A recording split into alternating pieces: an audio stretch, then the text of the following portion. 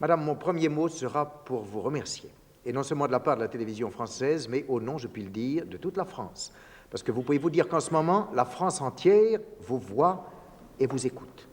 Et vous êtes une artiste sur laquelle tout le monde s'interroge. Alors il faut bien moi aussi que je vous interroge. Madame, rien que cela, quelle femme êtes-vous? Et là, je suis une femme avec les faiblesses qu'elle a, parce que pour mon métier, il ne faut pas avoir des faiblesses, des doutes et tout ça. Vous avez des doutes? Oh, tout le temps, tout le temps. Parce que vous voyez, dans notre métier, on veut, moi je sais ce que je voudrais, mais je ne sais pas ce que je fais. Vous l'écoutez des fois, et des fois je crois que c'est horrible, et vous dites que c'est, vous, je parle en général, vous dites que c'est merveilleux. Et voilà qu'on devient fou. Et alors tout le temps, on a des peurs, mais pas peur du public, de pas faire justice à nous-mêmes, à l'art où on sert. Vous comprenez? Mais enfin, par exemple, cet air si beau de Bellini, de la Somnambule, que vous venez de chanter, qui est si pur, qui est si dépouillé, il vous donne beaucoup d'appréhension à chanter. Surtout, disons comme ça, froidement, évidemment, dans le théâtre, c'est à la fin de l'opéra, vous êtes dans l'esprit et tout est beaucoup plus facile dans le théâtre. Hélas, pour moi, vous savez que je suis un type un peu, que j'ai besoin de la chaleur du monde. Évidemment, ici, tous sont tellement gentils, vous, pour commencer, mais c'est pas la même chose.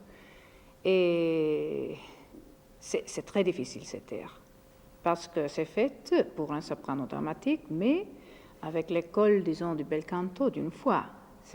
Vous savez que cette opéra est la même que, c'est-à-dire la même soprano chantait la Somnambule que la Norma. Mais évidemment, c'est un peu différent que Norma.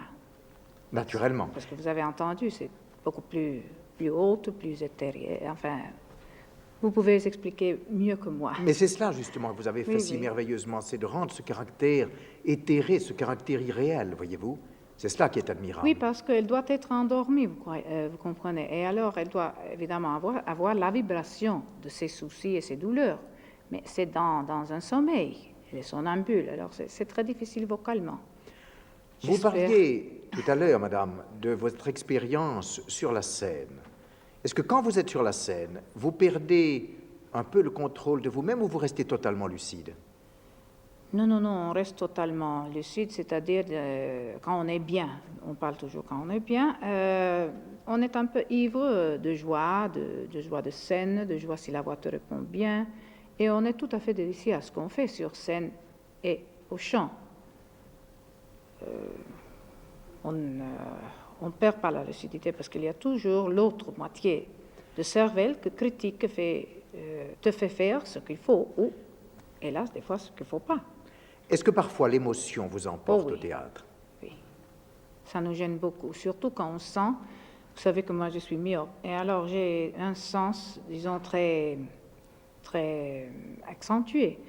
Et des fois, je sens que le public est difficile, il y a quelque chose qui ne marche pas, et alors je deviens évidemment un peu nerveuse, crispée, et vous savez que quand un athlète est crispé, ça ne marche pas. Et c'est la même chose encore plus avec les chanteuses ou des artistes. Je ne vous apprendrai rien en vous disant que vous êtes célèbre. Et ça me gêne beaucoup, vous savez. Ça vous gêne? J'aurais aimé à la commencement de ma carrière, quand n'importe ce que je faisais, tout allait bien, ou je faisais ma petite bataille, disons, on disait, ben, qu'est-ce qu'elle est? Mais maintenant, justement, vous avez dit les gens, je ne sais pas ce qu'ils ont fait de moi. Moi, je sais de ce que je voudrais faire et ce que je ne peux pas faire souvent, ou je crois ne pouvoir pas faire. Oui, mais voyez-vous, ce qui est merveilleux, c'est que non seulement vous êtes célèbre, mais vous êtes aimé.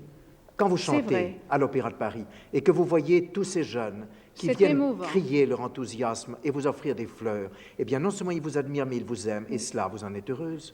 J'en suis heureuse. Cette année en particulier, j'ai eu occasion de le connaître, mais partout seulement, pas en France, pas seulement en France. C'était partout et c'est une chose que, évidemment, me donne beaucoup de courage et c'est drôle, je me sens pas si seule qu'une fois. Une fois, c'est-à-dire, je ne sais pas, il y a 2 ans. Mais vous sentez, n'est-ce pas, tout ce que vous donnez au public, tout ce que vous lui apportez, puisque lui vous le rend. Je donne, mais des fois, c'est pour ça qu'on est malheureuse. Parce que des fois, on croit qu'on ne donne pas assez. Pas au public, à l'art. Parce que nous devons servir ces pauvres gens qui ont fait la musique, que c'est sublime des fois souvent. Et c'est tellement difficile parce qu'il ne nous reste que des notes, c'est-à-dire un livre à lire. Mais il faut que nous comprenions à peu près ce que le compositeur voulait, leur rendre justice. Et ça, il n'y a rien. Il faut le créer et il faut penser à faire le plus possible pour... Parce qu'évidemment, on ne peut pas penser aux airs, il faut penser aux récitatifs que vous savez, j'aime beaucoup. Et les compositeurs même adoraient. Et une fois dans 1800, ils ne rendaient pas... Enfin, tout le monde mangeait, sortait, et puis retournait dans le théâtre pour les airs. Ça, vous le savez. Mais vous savez, je crois que le public est beaucoup plus conscient que vous n'imaginez oui. de l'effort que vous donnez, de l'attention que cela suppose et de l'amour également. C'est vrai. Beaucoup d'amour et beaucoup de reconnaissance, ça c'est drôle. On ne fait que me remercier. Ça m'étonne, vous savez. Écoutez, vous êtes une femme heureuse. Ça c'est vrai. Il faut que je le pense plus souvent. Il faut le penser. Il faut le penser. C'est le meilleur moyen de l'être. Je ne me rends pas compte des fois, c'est vrai. Et puis alors, ici à Paris en particulier, voyez-vous, vous avez quelqu'un qui est un ami, qui est un collaborateur admirable, qui est Georges Prêtre. J'ai l'impression que ce chef qui vous dirige aujourd'hui à la tête de l'Orchestre national vous comprend peut-être mieux qu'un autre, vous suit, enfin, vous donnez l'impression, n'est-ce pas, de ne faire qu'un, ce qui est merveilleux. C'est vrai, mais je ne veux pas faire des torts à Georges Prêtre, ni à moi-même, ni à tous mes collègues. Mais vous savez, Georges Prêtre parle une langue. La langue que je parle, c'est la musique. Et alors, on ne peut pas se tromper. Qui peut faire bien la musique, évidemment, va d'accord. C'est simple comme ça. C'est-à-dire, si on ne peut pas, on ne va pas d'accord. Ça ne s'explique pas. En effet. Ça se sent, c'est tout. La Norma, que vous chantez en ce moment à l'opéra sous sa direction, oui. Vous l'avez chantée pour la première fois à quelle époque? Oh, c'était bien loin. C'était à 48 décembre. Oui, décembre.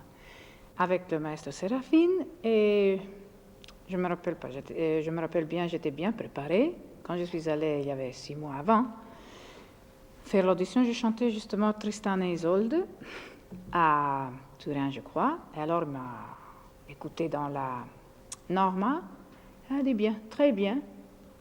Vous connaissez très bien les notes, la musique. Maintenant, voulez-vous oublier les notes et parler? C'est ce qu'il m'a dit. Voulez-vous parler les récitatifs? Allez chez vous, parlez bien, rappelez la proportion, enfin, comme vous parliez, il faut chanter maintenant. Mais c'est un très bon conseil. Et puis, après un petit moment, il m'a dit, mais écoutez, parce que des fois, on se crispe, c'est tellement énorme, cette musique est difficile, évidemment. Alors, il a dit un jour, plus tard, après 2-3 années, il m'a dit, voulez-vous rappeler que ce que vous avez étudié à la maison, laissez-le là. Maintenant, vous avez un instrument. Jouez-le. Ça, c'est très intelligent. Second très bon conseil. Oui, des fois, on l'oublie, même aujourd'hui, moi. Vous venez de dire à l'instant qu'à la même époque, vous chantiez la Norma, qui est un soprano aigu, n'est-ce pas? Oui. Presque une colorato. Oui, mais avec des notes très graves. Avec beaucoup de graves, que vous chantiez Tristan Isolde. Isolde, c'est un soprano dramatique. Eh bien, oui, je peux vous dire que le Tristan et Isolde, qui semble tellement difficile, je vous assure, est beaucoup plus facile que la Norma. Je le crois tout à fait. Et vous savez vous-même que Lili Lehmann avait dit, je préfère 5 Brunhilde qu'une Norma. Mais en définitive, vous avez chanté donc des rôles de soprano dramatique, des rôles de colorato, des rôles de mezzo, avec du grave. Dans quelle tessiture vous sentez-vous le plus à l'aise? Et soprano est sûrement dans les tessitures, disons, de Rossini, Donizetti, Bellini, évidemment. C'est là où vous vous sentez complètement à l'aise? Oui, c'est mon monde aussi, vous savez. C'est ma manière d'exprimer que je me trouve mieux. Quel est le genre de musique qui vous donne l'impression d'être chez vous? La musique, évidemment, de Rossini, Donizetti, Bellini surtout. Ça, c'est le bel canto. C'est le bel canto, justement. Et est-ce que vous avez conscience d'avoir apporté à ce bel canto quelque chose de particulier qui est vous-même? C'est-à-dire, je me rends compte que le monde aime beaucoup plus, au lieu de dire « Oh, quelle barbe ces opéras !» parce que malheureusement, ils considèrent une grande barbe. Évidemment, si ce n'est pas bien chanté, ça peut être une grande barbe. Mais aussi, c'est la façon dont je peux m'exprimer mieux, c'est-à-dire c'est mon, disons, univers, ça peut dire. Et alors je me sens surélevée de tout. C'est ma manière de m'exprimer et porter un peu peut-être au public un peu d'illusion de quelque chose de mieux dans la vie. Mais est-ce que vous n'avez pas l'impression que vous avez apporté de la vérité justement à un genre musical qui peut en manquer? Ça serait la vraie vérité, mais vérisme, chez nous, ça s'appelle, disons, de l'époque de Mascagni, de Puccini. C'est pour ça que j'aime beaucoup moins cette espèce de musique, parce que aussi, surtout aujourd'hui, on exagère. Pour faire de vérisme, on fait des choses un tout petit peu vulgaires. Et alors, évidemment, ça ne fait pas du bien à la voix aussi. Ne faites pas la fine bouche en parlant de Puccini, puisque vous allez chanter à l'instant un air d'un de ses opéras qui est Gianni Schicchi, l'air de Loretta. Alors n'en dites pas de mal. Il est beau cet air. Ah oui, mais il y a beaucoup de Puccini surtout, tout de Puccini est beau. Mais évidemment, ça peut être bien chanté d'une belle voix. Et tandis que les opéras de Bellini et Rossini, etc., doivent être bien chantés, sinon on ne peut pas les chanter. C'est comme Beethoven, on ne peut pas jouer bien, on doit jouer ou bien, ou ça ne se joue plus. Mais évidemment, Puccini a apporté beaucoup de bien à l'art, mais beaucoup du mal aux voix. Ça, malheureusement, on doit le confesser. Eh bien, je vous libère. Vous savez, on parlerait comme ça, enfin je parle pour moi, n'est-ce pas, à vous écouter pendant des heures, mais hélas. Eh oui, je voudrais bien aussi parler pendant des heures parce que le public aussi serait très intéressé à voir à travers les années, à travers les études, ce qu'on pense et ce qui arrive jusqu'à la fin. Et je suis sûre que le public serait très intéressé. On pourrait continuer toute la vie comme ça. Enfin, dites-vous une chose, c'est que ce soir, le public a été aussi heureux de vous entendre parler que de vous entendre chanter. Et moi le premier. Merci, madame.